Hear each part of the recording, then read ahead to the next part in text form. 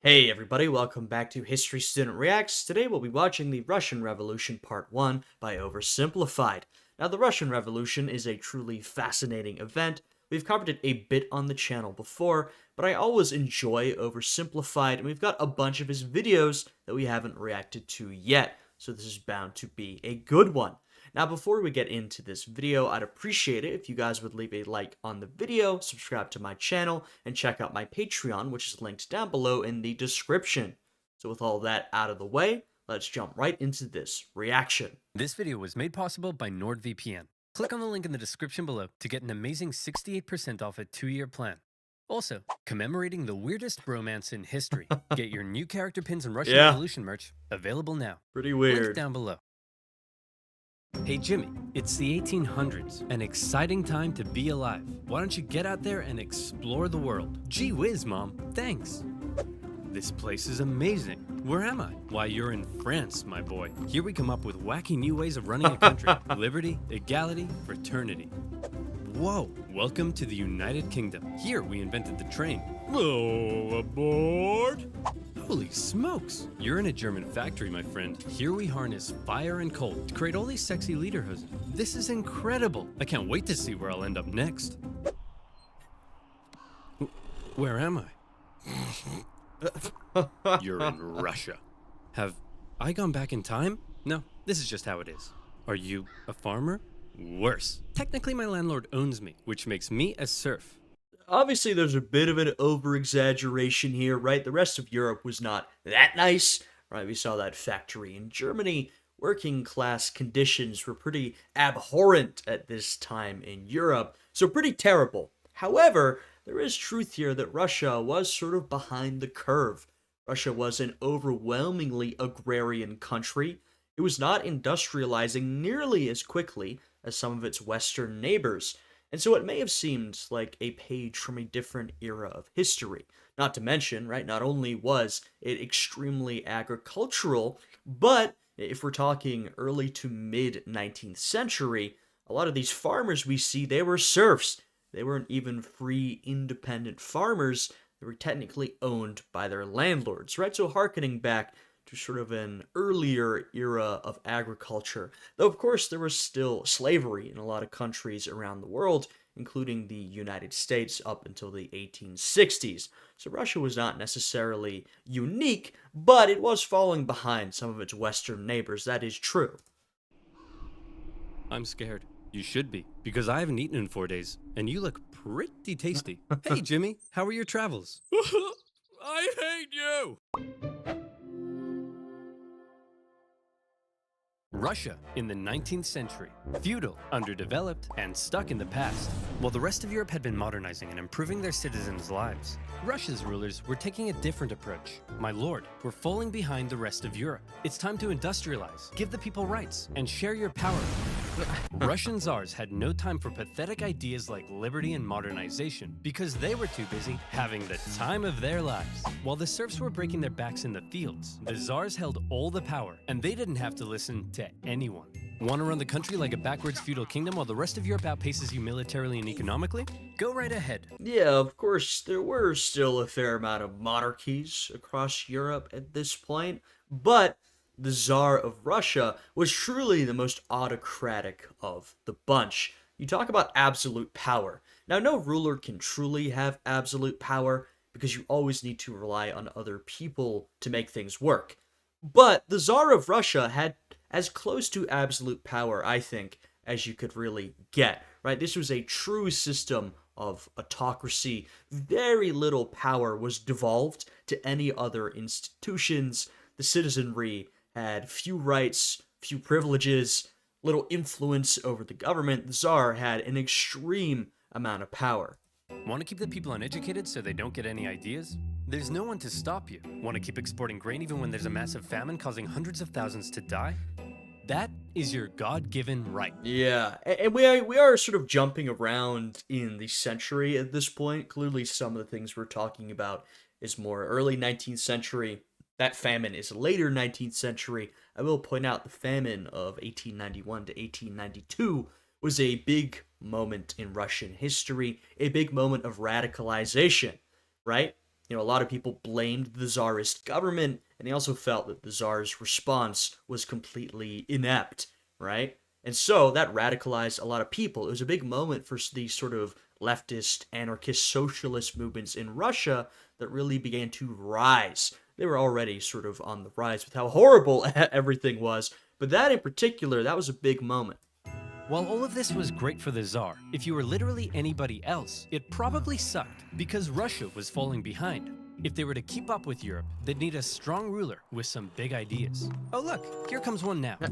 Hey everyone, it's me, Tsar Alexander II, and I've got some big news. I'm releasing you all from your serfdom. You're all free. Yes!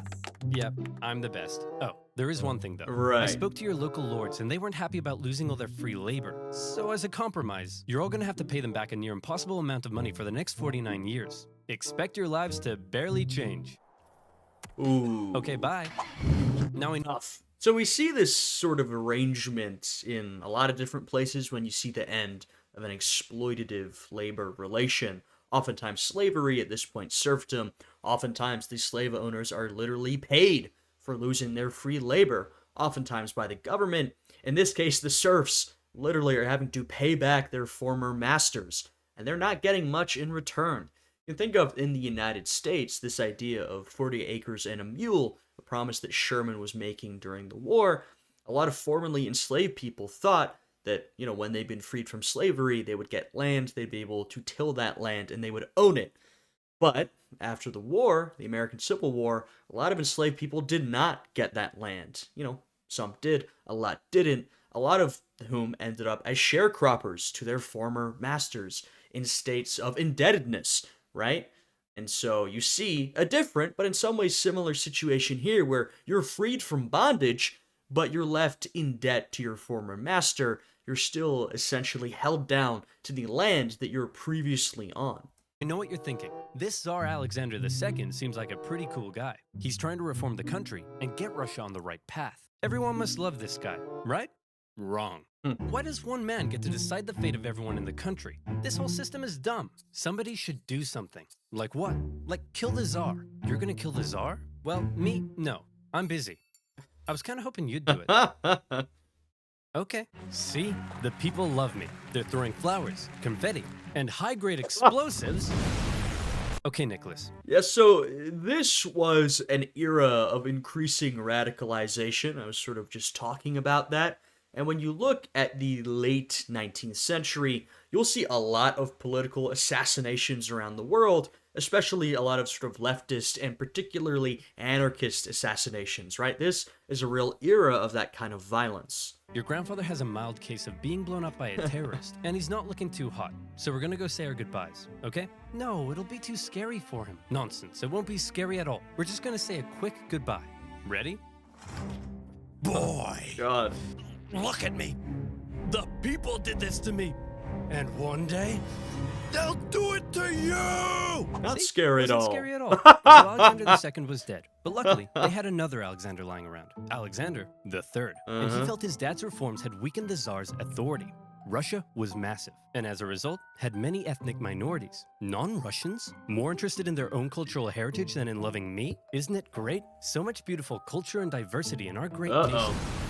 Alexander thought all these minorities should be a little more Russian, and thereby loyal to him, so he repressed religious minorities. Yeah, this is the process of Russification, and he wants to create one unified empire with one unified identity. He doesn't want all these different religious and ethnic groups, because that could lead to rebellion and dissatisfaction.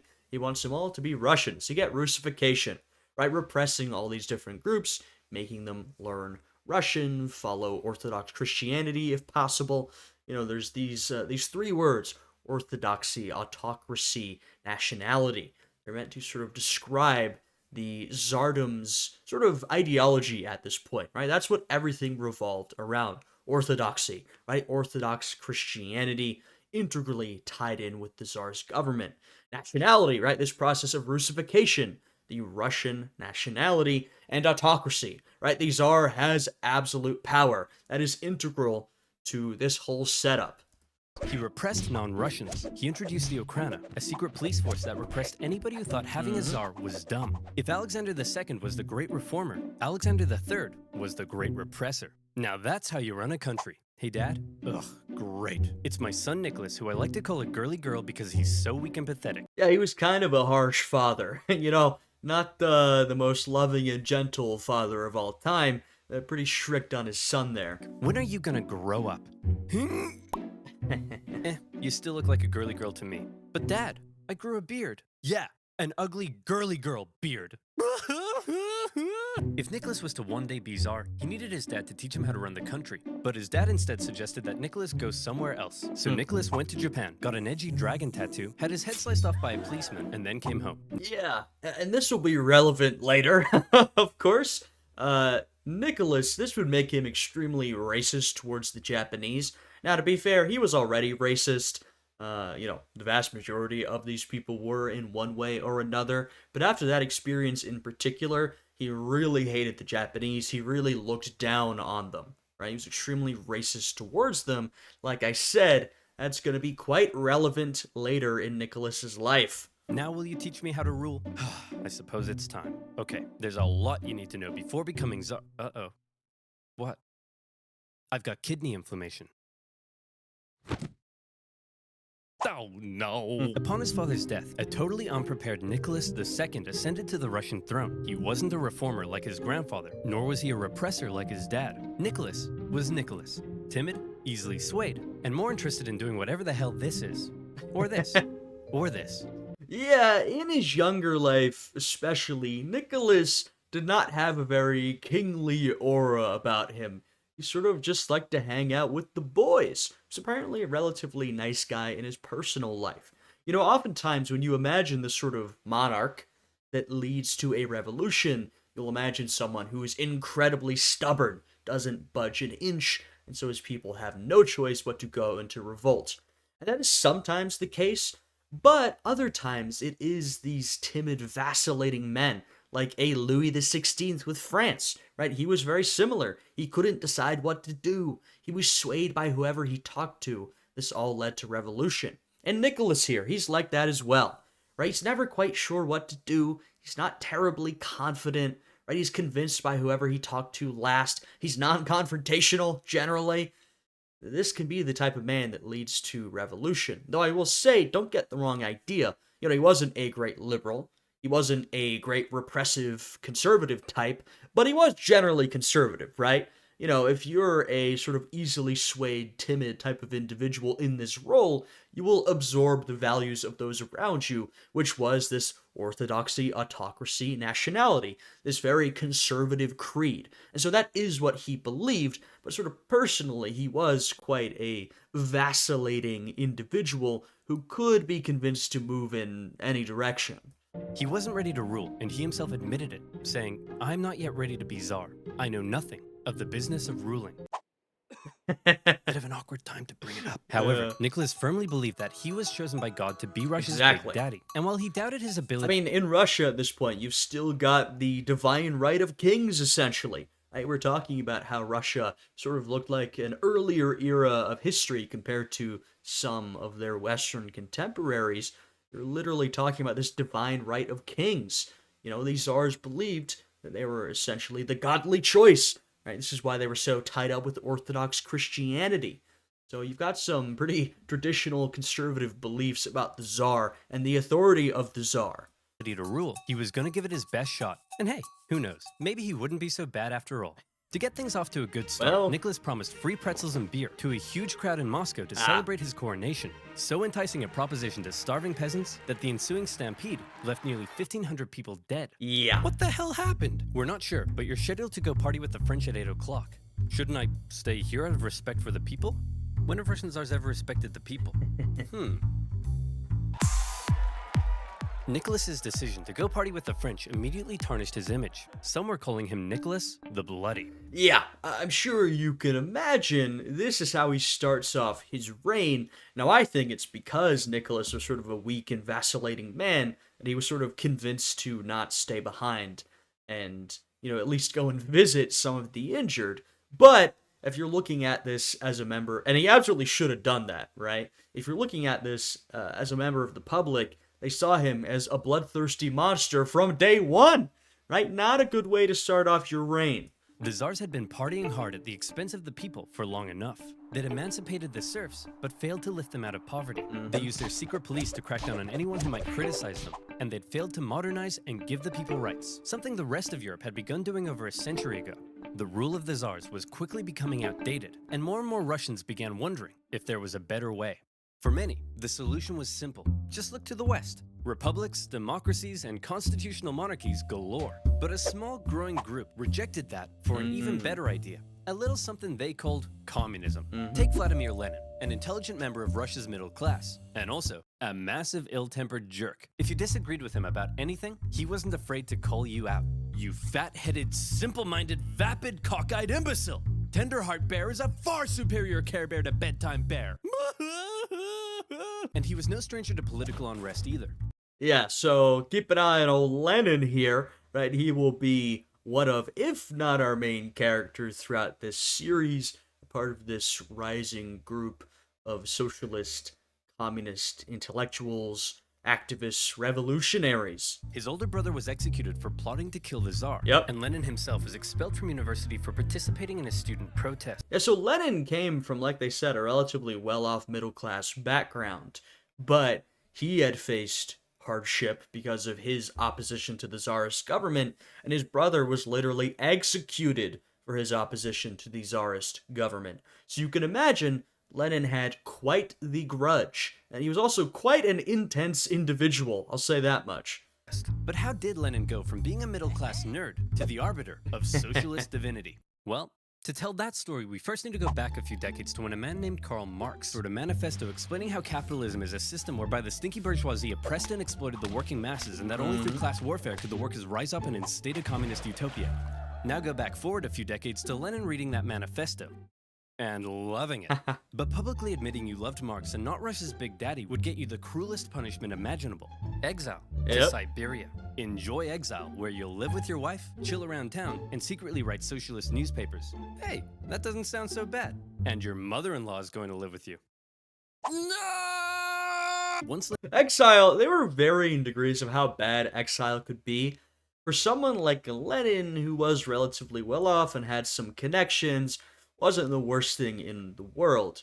For others, though, who'd committed worse offenses and maybe didn't have those connections, it could be quite brutal. Right? You're dealing with different conditions, depending on essentially what kind of exile you were getting. Lenin finished his stint in Siberia. He left Russia for Europe, where he was free to hang out with other Russian Marxists and talk about how great communism was. Now today, you might hear the word communism and think of this.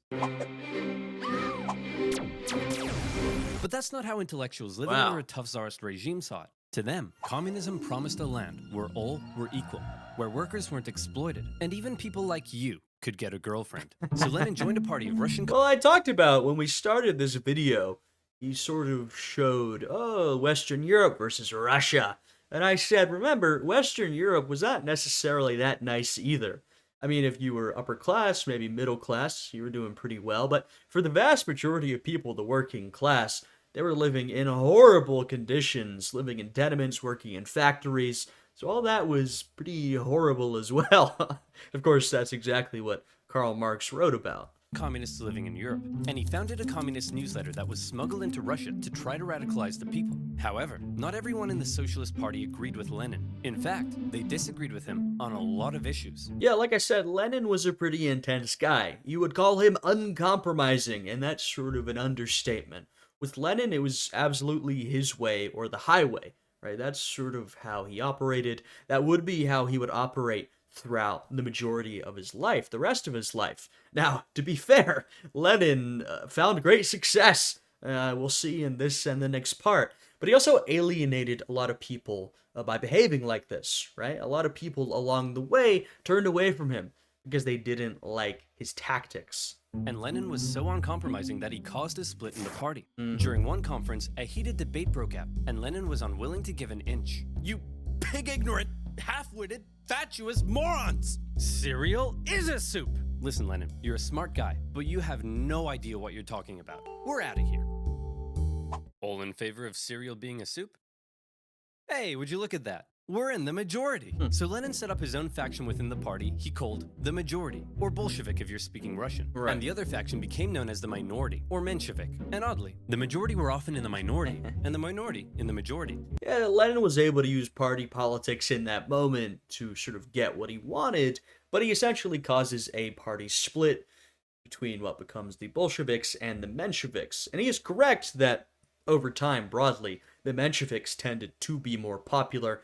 They tended, I mean, these are both two fairly radical socialist factions. The Mensheviks tended to be, I suppose, more moderate, the more moderate of the two. The Bolsheviks, the more radical, the more hardline, right? The Bolsheviks were Lenin's party, right? They essentially revolved around him. So you could describe them in terms of radicalism, but you could also describe them in terms of the Bolsheviks, that was Lenin's thing. The Mensheviks was not Lenin's thing. That's essentially what the split is. That's how big a personality Lenin was. And the Bolsheviks, we'll see this, I'm sure, maybe in this part, in part 2, definitely, that the Bolsheviks gaining power, it was due to them gaining support among the people, but it was not due to them gaining any sort of majority, right? Their rise to power was not about them being the most popular party.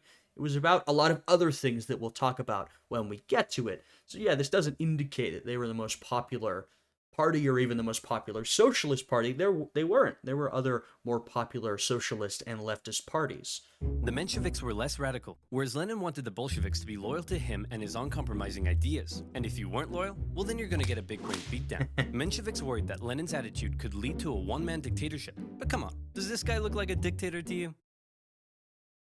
For now, Lenin remained in Europe, writing his socialist newspaper and impatiently awaiting an opportunity to overthrow the Tsar and bring communist utopia to Russia.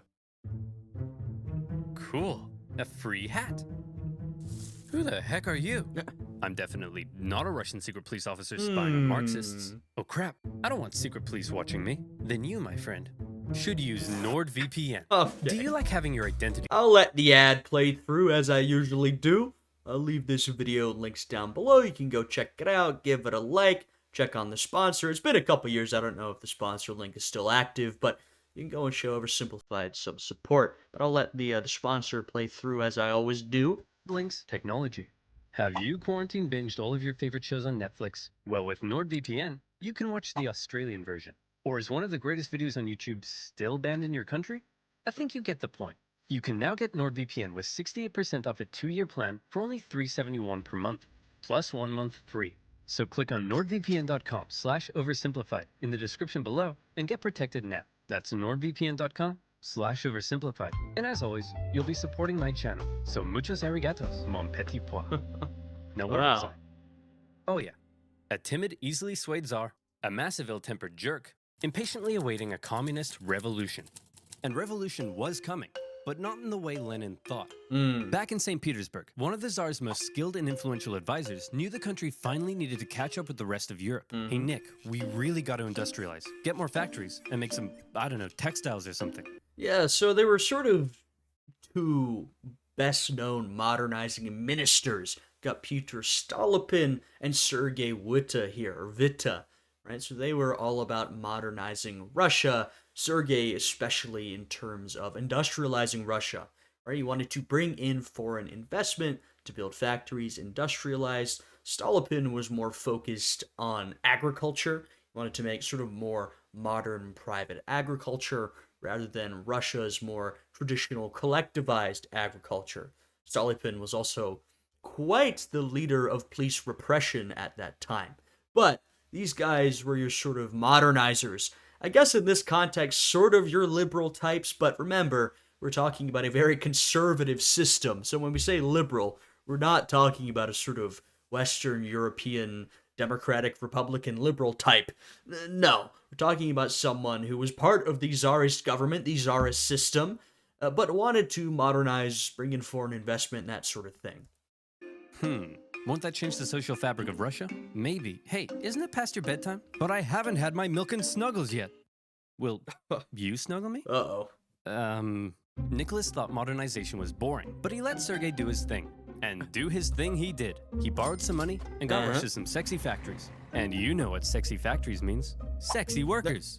Dirt, Poor, sexy workers. Right. Long hours. Yeah, so now Russia is industrializing, bringing in these factories. They're developing an urban working class of their own. May I call them a proletariat, right, to use Marxist terminology. So they're sort of falling more in line, or becoming more like their Western European neighbors. They've still got a long way to go, right? Remember, when the Russian Revolution happens, Russia is still an incredibly agricultural country. Still, the vast majority of people are peasant farmers, but you're getting more factories, more proletariat, so that's obviously going to shake things up a little bit. Low wages, filthy disease-ridden factories, sleep in overcrowded dormitories with all your stinky worker friends, get your arms ripped off in a freak Russian doll accident. Conditions were terrible. But this growing working class wasn't about to take it lying down. They started to do what workers do best: strike. Yeah, this leads to a bit of class consciousness. And remember, if you're especially an orthodox Marxist, if you're a socialist at this time, it's your belief that the sort of, stages of history are you go from a more agricultural feudal system to a capitalist bourgeois system that revolves around urban factory workers, and then to a socialist and then communist system. So this was sort of seen as the next stage of development of history broadly, and here Russian history in particular. Despite Sergei's efforts, people in Russia still weren't happy. Peasants were still poor, liberals still wanted reform, and now the workers wanted better working conditions. Well, I mean, yeah, you can modernize, industrialize, but that doesn't necessarily improve the lives of a lot of people. It can, if you do it in a particular way, but people were still living pretty tough, very repressed lives. And the problem with being an autocrat is that when everyone's unhappy, there's only one person to blame. You. Right. The people hate me. What do I do? Ooh, I know. Why don't we find a weak and pathetic nation to go to war with? We'll win easily. Genius. And everyone will love me again. Why don't we just try treating the people better? As luck would have it. This is sometimes a tactic that is used, right? We see this in France's 1830 revolution, where Charles, the king, tries to goes and invades Algeria in order to gain popularity among his people. Doesn't work for him. And so Nicholas here, he says, well, why don't we go and win a stunning victory against Japan? That's sure to make people like me. But an opportunity for war was forming in the Far East. Russia wanted to expand its sphere of influence into northern China, and coincidentally, so did Japan. But Japan didn't really want war, so they proposed an idea to reduce the tension. Hey man, we'll let you do your thing in Manchuria if you let us do our thing in Korea. I don't think so. We've got the largest army in the world. What do you have? I'm the Emperor of Japan. I have a giant mecha suit. Whoa. Cool. Nicholas and this is where you want to talk a little bit about the context here, right? We saw at Meiji, Japan has gone through the Meiji Restoration. They've essentially decided to modernize, westernize, sort of turn their country into a more Western-style country with a Western-style military. And a big part of that is to start conquering, right? What is one of the things they start doing when they want to act more like these great powers of the world is they start colonizing. They start taking more territory. Japan becomes an imperial power, right? And it's got the sort of industry and military to back it up. Now, this is sort of a new thing for some of these European powers, right? Because they've sort of been the big dogs, right? They have been colonizing the world. They've been these massive imperial powers. And no one has really been able to stand up to them, at least in sort of a significant way. Japan comes onto the scene, and, these European powers are kind of like, that's nice, but you're not us. the boys didn't see Japan as a threat, Right. so they felt they could push Japan around. But little did they know, Japan had been rapidly militarizing, and when they launched a surprise attack on a Russian fleet at Port Arthur, everyone was shocked. Nicholas hoped it was an opportunity to win a quick war and regain the support of the people. Nobody seriously thought a puny Asian country could defeat a European superpower, and the Russian people were filled with patriotic spunk. Right. So the Russian people, they're excited. There's some nationalism, right, as you go into this war. Like I said, though, Japan's ready for this. The European powers broadly, Russia in particular, they underestimate Japan. Like he said, they don't think that this Asian nation could accomplish what they can. Right? There's a lot of racism integrated, especially with Nicholas, right? We've already talked about the fact that he hates the Japanese from his earlier experiences. He is extremely racist against them. So he underestimates them. He doesn't think that they stand a chance. Hey everyone, we're at war with Japan. Hey everyone, we're losing the war. The Japanese won, an embarrassing defeat for Tsar Nicholas. Russia had enough problems, but now it had been internationally humiliated. The public were outraged. Unrest increased. Nicholas needed snuggles now more than ever. The tension was rising rapidly, and Russia was on the verge of revolution. All it needed was one disaster to push it over the edge. And that disaster would come in January 1905 from an unlikely source, a handsome Orthodox priest named Father Gapon. Father Gapon was leading workers and their families to the Winter Palace, but this wasn't some violent uprising. It was a peaceful protest. They wanted to deliver a petition to Nicholas, which simply asked for more freedom and better working conditions. The protest was actually so peaceful and respectful that the Marxists thought it was a big waste of time. Hey, Nicholas? Well, funnily enough, Gapon is leading this protest here. Gapon was, he's a pretty important character in this 1905 revolution. But Gapon was also an Okhrana stooge. Remember the Okhrana, the secret police? He was actually funded by them, right? So this is the kind of guy we're talking about. He's funded, he's a stooge of the secret police. Now, there's sort of a lot of debate as to what exactly he was up to, right? There were some who are very suspicious of his intentions due to the fact he was funded by the secret police, and they saw him as quite a duplicitous individual. There are some who think he was sort of taking the funding to use it and go do something of his own, right? That he wasn't acting on their behalf, and he genuinely wanted to sort of start this movement. You can judge him individually, but that's who's leading this movement here. And we're going to see how this goes. Some priest is leading a peaceful protest. Says here they want to give you a petition. A peaceful petitioning priest? I better get out of here. Nicholas had actually left the Winter Palace days earlier, and in his place, they brought in a truckload of troops, ordered to stop Father Gapon from reaching the palace. Hello, good sir, and long live the Tsar. Please, allow me to pass this simple petition to our dear father, Nicholas II. Good day to you too. Please, allow us to respond by opening fire. Yep. What began as a peaceful protest ended in tragedy. Imperial soldiers opened fire on the crowd. Around 200 civilians died, 800 more were wounded. All they wanted was the opportunity to ask Nicholas to improve their lives. Instead, they were met with bullets. Nicholas didn't personally order the troops to fire, but as an autocrat, he got the blame. The event became known as Bloody Sunday, and Nicholas's reputation. We saw Nicholas's reign started off with this bloody, brutal, violent event, and he sort of didn't care about the victims, right? Or at least that's how people interpreted it. Now you have this, right? Nicholas is shaping up to be quite the bloody autocrat through his own, vacillation and cowardice, frankly. Plummeted. Strikes erupted across the empire. Workers' demands increased. Liberals demanded political power. Peasants demanded land. The country was out of control, and the 1905 revolution had begun. Yeah, you've got a lot of upset people, right? You've got your small but growing working class, urban working class. They're living in these horrible conditions, like a lot of their sort of fellow working class around the world. So that's why they're upset, and for a variety of reasons. You've got overlapping reasons between these groups.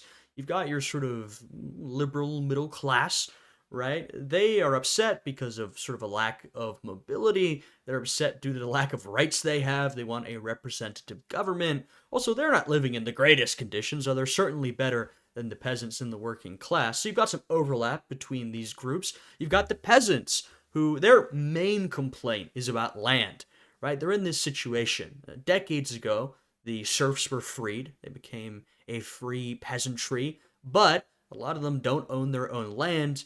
A lot of them are paying off these debts. What they want is a massive and radical redistribution of land. They feel that they should be owning the land that they're working. They don't see why they need this middleman of the sort of feudal lord, right? In the early 1900s especially. All these groups are extremely upset at the Tsar here. Listen, Nicholas, peasants seizing my land and murdering my family I can tolerate, but illegally chopping my wood? That's obscene. And the worse I treat my workers, the more they strike. I don't get it. Everyone relax. As long as the military is still on my side, there's Ooh. nothing to worry about. Sir, the sailors are starting to mutiny. Well, my life just sucks. With Russia still losing to the Japanese, unrest was growing in the military, and some sailors had even taken to killing officers. Having the people against you was bad enough, but if the military joined in, it would be game over. Oh yeah, I've said this before in relation to revolutions. You know, there are lots of things that can go wrong. The last step on the train to revolution is losing the military. If you still have control over the military, if they're still loyal to you, you can probably still find a way out. If you lose control of the military, it's over. You're done for, right? You have no authority, essentially. As the Tsar, as any political leader, but especially the Tsar, at the end of the day, how do you enforce your authority? Through violence. Well, you've just lost control of the military. You have no way to enforce your authority. You're donezo, right? That is how you get to a revolution that you're either going to lose or you're going to have to make some concessions. To make matters worse, in October, workers and Marxists, including one Leon Trotsky, began setting up local elected councils called Soviets that coordinated strikes and supplied the workers. Sergei could see the writing on the wall. Things were going south fast, and he needed a big idea to save the Tsar. And luckily, he had just that. You see, all these angry people from different parts of society weren't really working together, meaning there was a weakness to exploit. Sergei wrote a manifesto that would give the liberals an Yeah, so this is an issue that we'd seen in previous revolutions, particularly in the sort of lead up, right? The 19th into early 20th century. One of the first times this really pops up in a big way is 1848, where you find a division primarily between the sort of liberal, middle classes who are aiming for a sort of liberal Republican solution, and the working classes who tended to be, well, number one, concerned with their conditions and feeding themselves, but two, were getting more and more radicalized by socialist and, of course, eventually communist movements. And so what we have here is we have a split between these different groups, and of course, Russia, this very agricultural country, the peasants are a big force. But the peasants' demands are, in this case, somewhat separate from these other groups, and there isn't really much of a connection made between these three groups. Now, it's not to say a political party couldn't connect the concerns of these three groups. In fact, it will be done in the future. But in this moment, they are quite disconnected from each other, and of course that does make the revolutionary movement quite weak, vulnerable to being broken apart. If you can slice off one group from the others, then maybe you can save your government. That's how the Tsar is thinking, or at least his ministers who had to deal with it. meaning there was a weakness to exploit. Sergei wrote a manifesto that would give the liberals an elected assembly called the Duma. It took some convincing, but eventually, Nicholas agreed to share power and have his laws approved by an elected assembly. Hey liberals, here's your stupid manifesto. Happy now? We certainly are. But what about these guys? Aren't you gonna give them what they want? Oh, goodness no. I was just gonna kill them. With the liberals satisfied, and after ending the war with Japan, the Tsar brought thousands of troops home, who then dismantled the Soviets, arrested their leaders, and crushed the peasant uprisings in the countryside. And Yeah, so Nicholas is able to give the liberals some of what they want. And these are not incredibly radical demands. They're not demanding a republic. They're demanding some sort of moderate power sharing and representation. He gives it to them through the Duma, and he doesn't even really follow up on those promises. I mean, the institution is created, but Nicholas still basically does what he wants. how about that pesky parliament Nicholas had agreed to share power with? Right. Well, he then wrote a bunch of new laws, which basically said, hey, remember that manifesto I wrote and how you guys were going to approve my laws? Slight change of plan. Actually, I'm Yep. going to do whatever the hell I Yep. want, and you guys are going to shut up. What? The people won't stand for this. People? What people? You know, this is why people don't like you. And just like that, Nicholas had survived the 1905 revolution. But wait, a revolution? In Russia? Where was Lenin? Well, Lenin and his communist pals were still in exile. He tried desperately to radicalize the uprising, but all he could do was watch. As the movements failed to organize, the liberals sold out the poor, and the Tsar outplayed the people. Yeah, a lot of the sort of socialist Marxists didn't really get in on this one. But they'll be ready if a revolution was ever to happen in Russia again. I mean, surely it won't. That seems pretty unlikely. But if it did, they'll probably be ready next time. Furious, he believed Russia had missed a great chance for a real revolution. From now on, he felt the only way left was an armed revolution by the workers. Watching the events of 1905 unfold, Lenin learned a lot. The Tsar, however, would prove to have learned nothing. Yeah. After the 1905 revolution had failed, the Tsar's new top man was Pyotr Stolypin, and he had big ideas to prevent any more chaos. Step 1, reform agriculture. This will make the peasants love you. And step 2, we'll kill anyone who doesn't. Yeah, so here's Stolypin. He's the second of these two modernizing ministers I was talking about. You can see his plan here involves private farming, right? Like I was saying, he wants a more modern private agriculture system rather than the more collectivized system that a lot of Russian peasants still used. And of course, that was, as they're putting out, half of his agenda. The other half was extreme oppression by the secret police. Sure. This will make the peasants love you. And step 2, we'll kill anyone who doesn't. To discourage any more revolutionary ideas, Stolypin began to crack down even harder on the Tsar's opponents, and thousands were sentenced to death. The noose even earned itself a new nickname, Stolypin's necktie. I don't get it. Oh, I see. 'Cause it goes around my neck. That's so funny. But despite the oppression, many positive reforms were also being made, and the Russian economy even began to improve. This was a problem for Lenin. If the people weren't suffering, then they wouldn't support a revolution. Still in exile and lacking funds, the Bolsheviks simply weren't in a position to do anything. Luckily, it was around this time that Lenin met an incredibly handsome Georgian with your second favorite historical mustache, Joseph Stalin. Lenin and Stalin met at a communist convention in Finland, and Lenin liked Stalin because he was a real go-getter and was great at fundraising for the Bolsheviks. And by fundraising, I mean kidnapping, robbing, extorting, bribing, ransoming, assassinating, prison breaking, stealing, bank raiding, executioning, and stealing again. Yeah, the Bolsheviks, they did a lot of bank robbing in particular. That's what Stalin was quite known for, right? They did a lot of stealing, a lot of bank robbing. And like I said, the Bolsheviks, they are essentially the party of Lenin. That's, rather than describing them ideologically, the best way to describe them is just the party of Lenin. That's what the Bolsheviks were.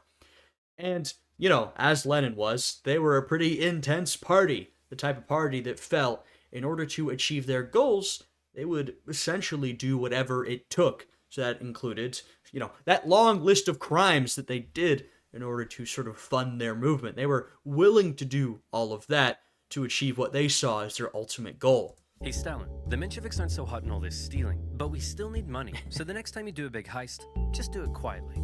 Okay, quietly. Got it. If this isn't quiet, I don't know what is. Stalin's wacky antics eventually got him exiled to Siberia, but he had established himself as a big balls Bolshevik. However, no amount of Bolshevik bulls could stop what was happening. The Russian economy was making a recovery. For the Tsar, things were looking up. This is great. All Nicholas has to do is sit back and not mess anything up. Hey everyone, big news. I'd like to introduce you to my new best friend. He's a crazy, drunken, beardy, horny, scandal-ridden magic wizard man, and he smells like a goat. Uh-oh. We're screwed. Rasputin. A dirt-poor peasant from dirt-poor nowhere. But unlike all the other dirt-poor peasants, Rasputin had holy healing powers. And when this holy mystic wandered into St. Petersburg, people began to notice. Yeah, Rasputin was a real curious guy. Now, the thing is, someone like Rasputin, there are so many stories and tales out there about his exploits.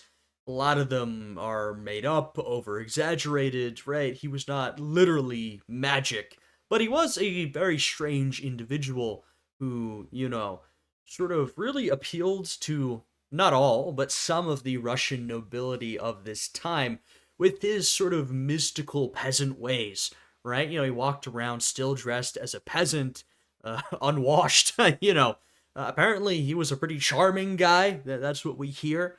And so he sort of fit this archetype, as this stereotype that a lot of these nobles liked, which was the sort of mystical peasant.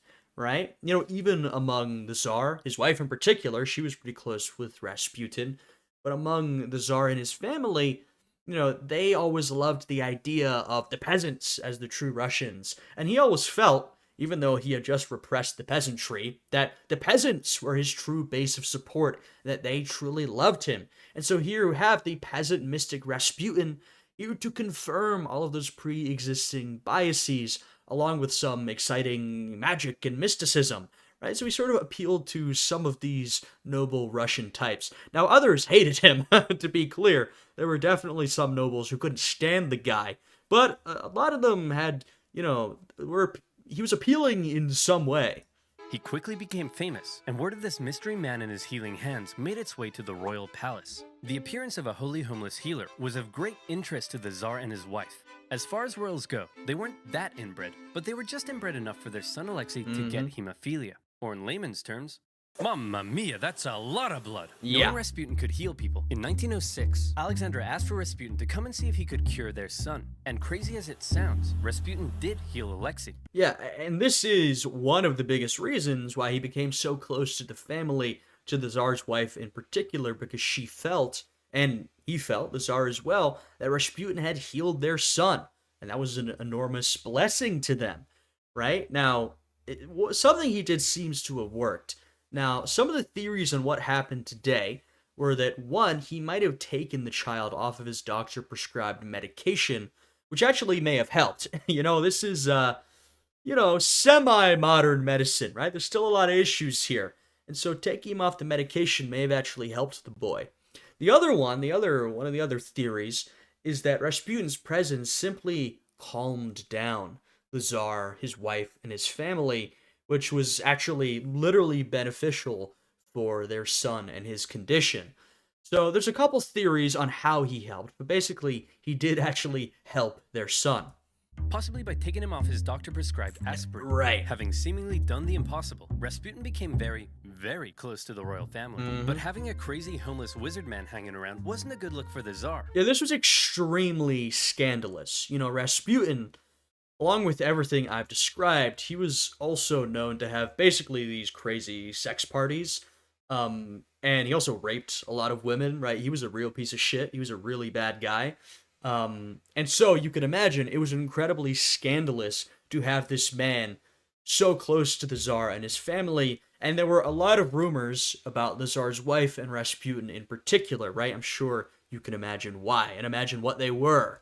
Because Rasputin was freaky. Yeah. Not only was he a big fan of alcohol, but he'd also throw these crazy parties with Russian nobility where he'd and all night long. And then Yeah, probably best not to give the details. his whole head hypnotic eyes. And nobody knew how the goat got on the roof. Initially, the press were banned from talking about Rasputin, but eventually, the ban was lifted, and the tabloids went to town. The whole thing was a huge scandal, and everyone was freaked out that this guy was influencing the Tsar and his wife. Nicholas could have spent this period of relative peace improving his image. Instead, he spent it doing this. But as weird as the whole Rasputin thing was, so long as the economy continued to improve, and the people's lives kept getting better, maybe Nick would be okay. Maybe there would be no more revolutions. Maybe this video could even end right here. Or maybe things were about to get worse. A lot worse. You see, the year is 1914, and that means it's time for World War I. Bad year. Alrighty, that is the end of part 1. We actually got more of a build-up than I thought we would. I thought we'd start much closer to the revolution, or the revolutions of 1917, but we actually did a whole build-up, some broader Russian history, the revolution of 1905, which I like, gives us more background for part 2. So another good one by Oversimplified. If you guys enjoyed this one, I'd appreciate it if you'd leave a like on the video, subscribe to my channel, and check out my Patreon, which is linked down below, or channel memberships, which you can access by hitting the join button next to the subscribe button. Both of these will give you access to exclusive reactions. So there you go. So with that, I hope you guys are all having a great day today, and I'll see you all again next time. Goodbye.